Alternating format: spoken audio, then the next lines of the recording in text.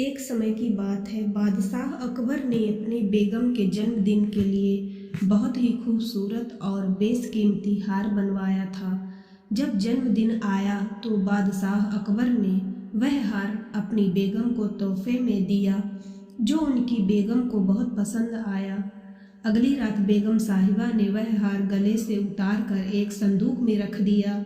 जब इस बात को कई दिन गुजर गए तो एक दिन बेगम साहिबा ने हार पहनने के लिए संदूक खोला, लेकिन हार कहीं नहीं मिला। इससे वह बहुत उदास हो गईं और इस बारे में बादशाह अकबर को बताया।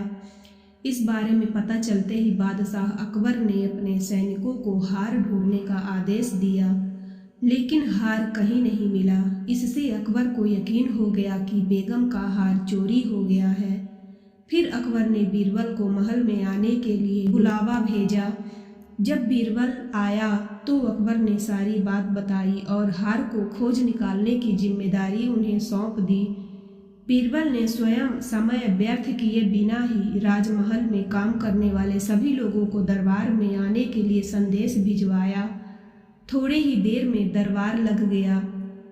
दरबार में अकबर और बेगम सहित सभी काम करने वाले हाजिर थे, लेकिन बीरबल दरबार में नहीं था। सभी बीरबल का इंतजार कर ही रहे थे कि तभी बीरबल एक गधा लेकर राज दरबार में पहुंच जाता है। देर से दरबार में आने के लिए बीरबल बादशाह अकबर से माफ़ी मांगता है। सभी सोचने लगते हैं कि बीरबल गधे को लेकर राज दरबार में क्यों आया है। फिर बीरबल बताता है कि यह गधा उसका दोस्त है और उसके पास जादुई शक्ति है। यह शाही हार चुराने वाले का नाम बता सकता है।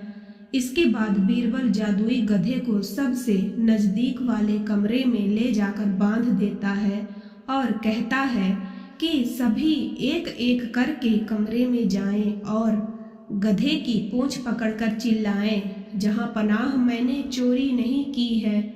साथ ही बीरबल कहता है कि आप सभी की आवाज़ दरबार तक आनी चाहिए।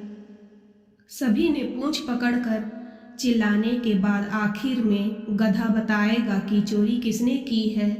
इसके बाद सभी कमरे के बाहर एक लाइन में खड़े हो गए और एक एक करके सभी ने कमरे में जाना शुरू कर दिया। जो भी कमरे के अंदर जाता तो पूंछ पकड़कर चिल्लाना शुरू कर देता, जहां पनाह मैंने चोरी नहीं की है। जब सभी का नंबर आ जाता है तो अंत में बीरबल कमरे में जाता है और कुछ देर बाद कमरे से बाहर आ जाता है।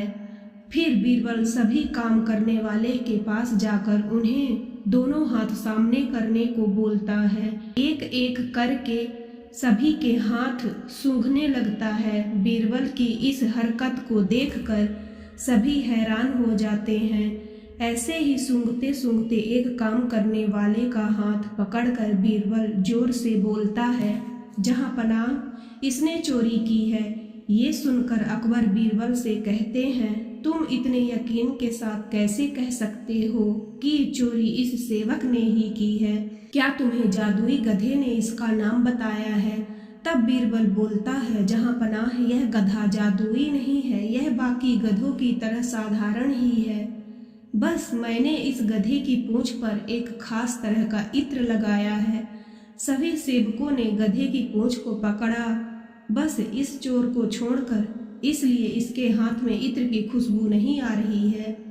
फिर चोर को पकड़ लिया गया और उसने चोरी के सभी सामान के साथ ही बेगम का हार भी बरामद कर लिया गया। बीरबल की इस अक्लमंदी की सभी ने सराहना की और बेगम ने खुश होकर बादशाह अकबर से उसे उपहार भी दिलवाया।